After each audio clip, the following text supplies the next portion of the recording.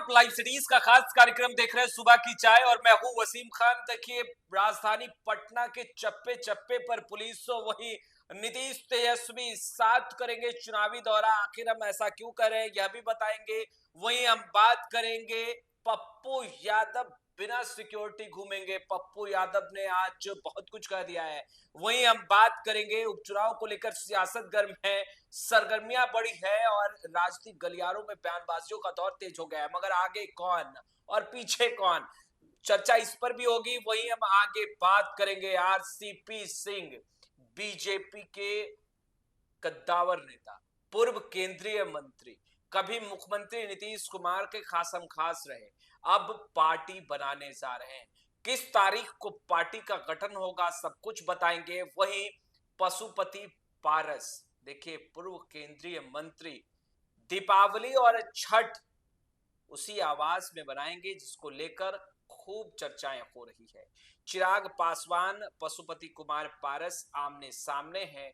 आवास की चाबी, घर की चाबी किसके हाथ होगी और किस तारीख को, सब कुछ बताएंगे। हमारे साथ वरिष्ठ पत्रकार रवि उपाध्याय सर हैं। बिहार के साथ साथ देश की सियासत को जानते हैं, समझते हैं, परखते हैं और बिना वक्त जाया किए हुए रवि सर से जुड़ते हैं। सर, सबसे पहला सवाल, मुख्यमंत्री नीतीश कुमार और तेजस्वी यादव एक साथ चुनावी सभा में, यानी कि जो 4 सीटों पर उपचुनाव हो रहे हैं उसको लेकर जनता के बीच जाएंगे। पूरी खबर क्या है सर, विस्तार से बताइए। देखिए, निश्चित रूप से जो बिहार में 4 सीटों पर उपचुनाव हो रहा है, जो इसको हम लोग ऐसे समझें कि 3 सीट जो है सो इंडिया ब्लॉक महागठबंधन का वो सिटिंग सीट है और एक सीट हिंदुस्तान आवाम मोर्चा का जो वो एनडीए के फोल्ड में है। तो 4 सीट पर जो सब लोग जीत करके गए, लोकसभा पहुंच गए, एमपी हो गए, तो वह सीट खाली हो, उसी पर 4 सीटों पर उपचुनाव हो रहे हैं। बेलागंज, रामगढ़, तरारी और इमामगंज। बिल्कुल।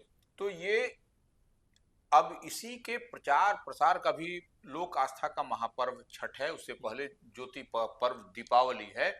उसके समाप्ति के बाद आप देखिएगा कि धुआंधार प्रचार होता हुआ दिखाई पड़ेगा और उससे पहले उन पार्टी के बड़े और कद्दावर जो भी नेता हैं, माने तेजस्वी इंडिया ब्लॉक महागठबंधन की ओर से करेंगे, तो आगाज करेंगे जो चुनावी सभाओं का, और वही जो है सो आपको एनडीए की ओर से जो है सो नीतीश कुमार मुख्यमंत्री बिहार, जनता दल यूनाइटेड के राष्ट्रीय अध्यक्ष, वह प्रचार प्रसार करते हुए नजर आएंगे। उससे पहले जो एनडीए कह लीजिए या महागठबंधन के जो बड़े और कद्दावर नेता हैं, वह लगातार इन 4 विधानसभा क्षेत्र में अपने अपने प्रत्याशियों, अपने अपने अलायंस पार्टनर के पक्ष में सभाएं कर रहे हैं। वो जुट गए हैं। इसी क्रम में देखा गया कि बेलागंज में अशोक चौधरी बीते दिन पहुंचे हुए थे और पूजा पाठ करने के बाद भूमिहार के गांव में, भूमिहार समाज के गांव में पहुंच करके बड़ा मैसेज उन्होंने दिया और जितना उनको प्रेम और श्रद्धा के साथ उनको लोग बिठाया, उनकी बात सुनी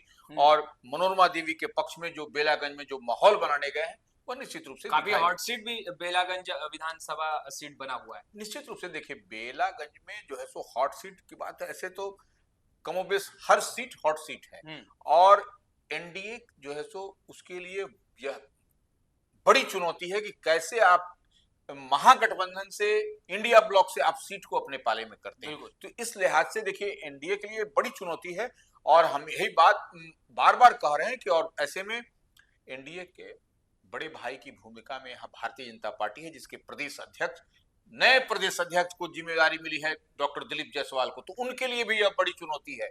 इसलिए हम कह रहे हैं, तो ऐसे में निश्चित रूप से छठ के बाद आप देखिएगा कि प्रचार प्रसार पूरे तेजी से साथ होगा और सब लोग, तो वो अब बेलागंज में मनोरमा देवी, सुरेंद्र यादव के बेटे हैं विश्वनाथ यादव, और जो सो जनसुराज से मोहम्मद आजाद हैं। बिल्कुल। तो ये बड़ी वहां पर, और ऐसे तो ओवैसी की पार्टी से भी वहां पर उम्मीदवार हैं, मोहम्मद जमीन अली वहां पर उम्मीदवार हैं, लेकिन मुख्य मुकाबला इन्हीं तीनों के बीच होता हुआ आपको बेलागंज में दिखाई पड़ रहा है। रामगढ़ की अगर हम बात करें तो वहां अशोक कुमार सिंह भारतीय जनता पार्टी के प्रत्याशी हैं और वहां पर अजीत कुमार सिंह आरजेडी के वहां से लड़ रहे हैं। सुधाकर सिंह जो मेंबर ऑफ पार्लियामेंट हुए हैं, उसी के कारण वो सीट खाली हुई है। जगतानंद सिंह के बेटे भी हैं जो आरजेडी के प्रदेश अध्यक्ष हैं, अजीत कुमार सिंह, और वहां पर उस सीट पर भी, रामगढ़ सीट पर भी जनसुराज ने वहां पर मास्टर स्ट्रोक खेल दिया है, कुशवाहा कार्ड खेला है, सुशील कुशवाहा को वहां से उम्मीदवार बना दिया है।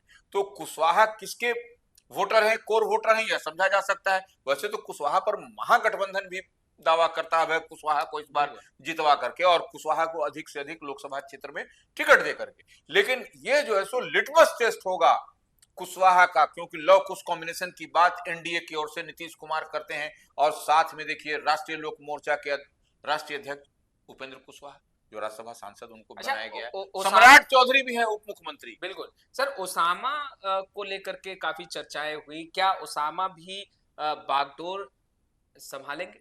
देखिए निश्चित, हाँ नहीं वही बता रहे, जब तेजस्वी यादव आपको घूमेंगे छठ के बाद अपने इन 4 विधानसभा क्षेत्रों में जहां उपचुनाव हो रहे हैं, वहां पर तेजस्वी यादव के साथ जो संभावना दिखाई पड़ रही है, तो तेजस्वी भी घूमेंगे छठ के बाद, तो वो उनके साथ में ओसामा साहब भी होंगे। ओसामा साहब जो सूचनाएं मिल रही है कि जिस लिहाज से ओसामा साहब को साथ में लाया गया है, तो वह मुस्लिम वोट को एकजुट कंसोलिडेट करने, एक जगह लाने के, इकट्ठा करने के लिए वह ओसामा साहब का रहना जरूरी भी है। अगर नहीं रहेंगे तो निश्चित रूप से कहीं ना कहीं आपको, जो हम बात कह रहे हैं, बेलागंज में जो जनसुराज ने जो खेल कर दिया है, वहां पर मोहम्मद अमजद को बना करके प्रत्याशी, तो वो उनका हर विधानसभा क्षेत्र में आपको घूमना पड़ेगा मरहूम शहाबुद्दीन के पुत्र को, ओसामा साहब को। सर, पप्पू यादव को लेकर के बीते कई दिनों से चर्चाएं खूब हो रही हैं, चाहे ट्विटर हो, फेसबुक हो, और खबरें तरह तरह की निकलकर सामने आ रही है। पप्पू यादव बिना सिक्योरिटी के घूमेंगे? बड़ा सवाल अब खड़ा हो गया। पप्पू यादव कह रहे हैं भाई बिना सिक्योरिटी के घूमेंगे। देखिए पप्पू यादव, अगर हम लोग बात करें इस तरीके से, तो जन प्रतिनिधि हैं पप्पू यादव। तो जन प्रतिनिधि का मतलब वो जन के प्रतिनिधि है, माने पीपुल्स रिप्रेजेंटेटिव हैं वो। तो वो ऐसे में जिम्मेवारी, जवाबदेही जितनी आपकी हमारी भी है और सरकार की भी है। बिल्कुल। तो ये डबल इंजन की सरकार है, केंद्र और बिहार में सरकार है। तो वैसे में निश्चित रूप से पप्पू यादव, राजेश रंजन पप्पू यादव, जो पूर्णिया से निर्दलीय सांसद हैं, उनको, उनके लिए सरकार को चिंतित होना पड़ेगा। यहाँ की बिहार की सरकार हो या वो केंद्र की सरकार। और उन्होंने जो गुहार लगाई है, जो उन्होंने चिट्ठी लिखा है बिहार के डीजीपी को और केंद्रीय गृह मंत्री अमित शाह को, तो ऐसे में निश्चित रूप से उस पर तत्क्षण कार्रवाई होनी चाहिए। ये हम नहीं समझ पा रहे हैं कि इतना विलंब क्यों। यह निश्चित रूप से यह सवाल के घेरे में है, कितना विलंब क्यों। और वो क्या पप्पू यादव खतरों से खेल रहे हैं? झारखंड में चुनावी सभाओं में जा रहे हैं, महाराष्ट्र में भी जाने की चर्चाएं तेज हो गई है। वहीं पप्पू यादव पूर्णिया में लगातार सक्रिय हैं, लोगों के, आम जनमानस के बीच हैं, उनकी समस्याओं सुख दुख के बीच हैं। ऐसे में पप्पू यादव क्या खतरों से खेल रहे हैं? नहीं, खतरों की बात नहीं है। देखिए, हम शुरू में कहे कि वो जनप्रतिनिधि हैं, और तो जनप्रतिनिधि का यह पहला प्रथम दायित्व है कि आप जो आम आवाम है उसके सुख दुख में मजबूती के साथ खड़ा रहिए। तो पप्पू यादव सुख दुख में खड़ा रहते हैं, और यह तफरका नहीं करते वो कि वह कौन जात का है, किस समाज का है, किस वर्ग विशेष का है। वह सबके लिए समान रूप से, उनके चश्मा का पावर समान है, एक ही चश्मा का पावर है, उसमें कहीं कम बेसी नहीं होता। सब जात, सब समाज, सब धर्म, सर्व वर्ग को एक ही चश्मे से वो देखते हैं। तो इस लिहाज से उनकी यूटिलिटी, उनकी उपयोगिता समाज के हर वर्ग में है, और समाज के हर वर्ग उनसे प्यार और मोहब्बत करते हैं। तो ऐसे लिहाज में आप देखिए, वो झारखंड में भी चुनाव प्रचार करते हुए नजर आए, कांग्रेस माने इंडिया ब्लॉक के लिए, कांग्रेस के लिए। इसी तरह से वो महाराष्ट्र भी जाएंगे। महाराष्ट्र जाएंगे निश्चित रूप से, महाराष्ट्र में वो कांग्रेस के लिए, वो इंडिया ब्लॉक के लिए वो वहां पर प्रचार करेंगे। वो कहा है उन्होंने कि हम जाएंगे। तो निश्चित रूप से हम जो बात कह रहे हैं, जो हम लोगों की चिंता है बिहार के लोगों को और देश के लोगों को, जो उनसे प्यार और मोहब्बत करते हैं, क्योंकि वो देखिए हमेशा मजलूमों के लिए, जो जरूरतमंद है उनके लिए वो तत्पर रहते हैं। तो इस लिहाज से उनकी सुरक्षा, वो कह रहे हैं कि बिना सुरक्षा घूमेंगे, तो वो देखिए उनके कहने से नहीं होगा। सरकार को इस पर चिंतन और मनन करके तत्काल उनको जो भी जेट सिक्योरिटी या जेट प्लस सिक्योरिटी उनको उपलब्ध कराना चाहिए। सर, आरसीपी सिंह बीजेपी के कद्दावर नेता सक्रिय रहे, और बिहार की राजनीति में अब एक और सवाल खड़ा हो गया, काफी हलचल है, और उस हलचल के बीच आरसीपी सिंह पार्टी का गठन करने जा रहे हैं। पार्टी का गठन तो हो रहा है मगर उसी बीच उपचुनाव भी, उपचुनाव के बीच पार्टी का गठन कैसे सर रवि सर देख रहे हैं? देखिए बहुत इंटरेस्टिंग सवाल है ये। देखिए उपचुनाव हो रहे हैं 4 विधानसभा सीटों में हाँ। बिहार में। इन दरमियान पटना में देखिए जगह जगह पोस्टर लगे हैं कि 31 तारीख को माने कल हाँ। जो है सो आरसीपी सिंह पूर्व केंद्रीय मंत्री जो भारतीय जनता पार्टी में हैं, तो वो आपको अपनी पार्टी, नई पार्टी का गठन करने जा रहे हैं, जो जो पोस्टर बता रहा है। और यह तय भी कहा गया है कि 31 तारीख को वह जो है सो संवाददाता सम्मेलन प्रेस के माध्यम से वो अपनी पार्टी का नाम का ऐलान करेंगे। और लेकिन सवाल यह है कि जो लॉकुश कॉम्बिनेशन का वोट है वह एनडीए के पाले में है, उसी पर जो है सो एक मजबूत लॉकुश, और वो उसी समाज से आते हैं, लौ समाज से आते हैं। तो वो इस लिहाज से आप देखिए कि लौ समाज से आते हैं और वो उनका नई पार्टी का इस उपचुनाव के दौरान ही बनाना, तो कहीं ना कहीं ये बेहतर तो नहीं होता हुआ दिखाई पड़ रहा है। वो अगर यदि कुछ करेंगे और वो घूमेंगे अपनी पार्टी बना के और कोई मैसेज देना चाहेंगे तो निश्चित रूप से वह, क्योंकि देखिए जब वो जेडीयू में थे तो जेडीयू के अध्यक्ष भी रहे, बिल्कुल, उसके संगठन के भी राष्ट्रीय महासचिव रहे, तो ऐसे में उनकी पकड़ है। अब हर पॉकेट में 4 ही लोग हैं, लेकिन 4 लोग उनके चाहने वाले तो हैं आरसीपी सिंह के, इससे कहाँ आप इनकार कर सकते हैं। तो ये एक बड़ी बात है और निश्चित रूप से आपको यह देखने वाली बात होगी कि 31 तारीख को क्या होता है और क्या होता हुआ दिखाई पड़ता है। पशुपति कुमार पारस पूर्व केंद्रीय मंत्री आवास को लेकर के काफी चर्चाएं हुई, मगर अब ताला लगने वाला है, चाबी कब चिराग के हाथ होगा? सर क्या पूरी खबर है, विस्तार से बताइए। बड़ा आदेश सुनाया आया है। देखिए निश्चित रूप से जो न्यायालय का आदेश है, न्यायालय के आदेश में कहा गया है कि आप, तो वो न्यायालय के आदेश पर हम न जाकर के इतनी बात हम लोग माने समझ लें कि छठ तक वह उस आवास में, दीपावली और छठ तक जो आवास है राष्ट्रीय लोक जनशक्ति पार्टी पशुपति कुमार पारस का, उसमें वह रहेंगे। उसमें अच्छा, छठ और दीपावली उसमें मनाएंगे, बिल्कुल पारस अपने आवास में मनाएंगे। हाँ, अपने सरकारी आवास, जहां उनका जो ऑफिशियल जो एक व्हीलर रोड है, 1 व्हीलर रोड जो पीर अली खां मार्ग में है, पटना में एयरपोर्ट के पास में, तो उसमें वह होगा। उसके बाद फिर जो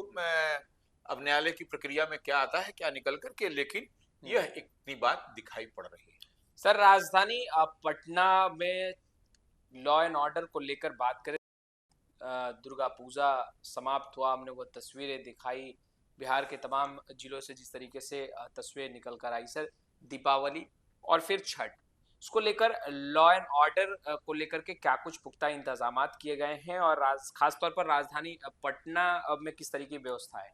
देखिए आप देख लीजिए कि जिस तरीके से बीते दिन आपको दीपावली ज्योति पर्व को, दीपावली को लेकर के जो खरीदारी, धनतेरस को लेकर के बीते दिन हुई, तो वो चप्पे चप्पे पर यह आपको पुलिस एकदम और दंडाधिकारी मजिस्ट्रेट हर जगह तैनात थे। और यही नहीं, आप देखिए कि अब आपको छठ तक यही व्यवस्था दिखाई पड़ेगी, छठ तक। हाँ, क्योंकि सब घाट का मुआयना, घाट का निरीक्षण, घाट में क्या व्यवस्था है, कौन घाट पानी उतरा है, अभी नीचे की ओर सरका है, तो गंगा जी के किनारे किनारे जो लाखों लोग लोक आस्था का महापर्व मनाते हैं, तो वहां पर आपको अब पटना में आपको छठ तक आपको इसी तरह से आपको लॉ एंड ऑर्डर की बात करें, पुलिस की चाक चौबंद व्यवस्था 24/7, यानी आप कह रहे हैं जिला प्रशासन अलर्ट मोड पर? बिल्कुल अलर्ट मोड में, अब तो कोई कहने की बात ही नहीं है। क्योंकि देखिए दीपावली में भी जो सो होगा तो उसमें भी कहीं कुछ पटाखे छोड़े जाएंगे, कहीं कुछ छोड़े जाएंगे, तो यह अलर्ट तो दिखाई पड़ेगा।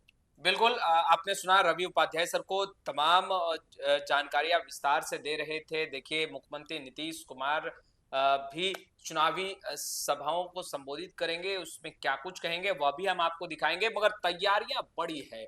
चाहे एक तरफ मुख्यमंत्री नीतीश कुमार भी अब 4 सीटों पर जो चुनाव हो रहा है उसको लेकर आगे बढ़ने वाले हैं, वहीं तेजस्वी यादव भी तैयारी में है।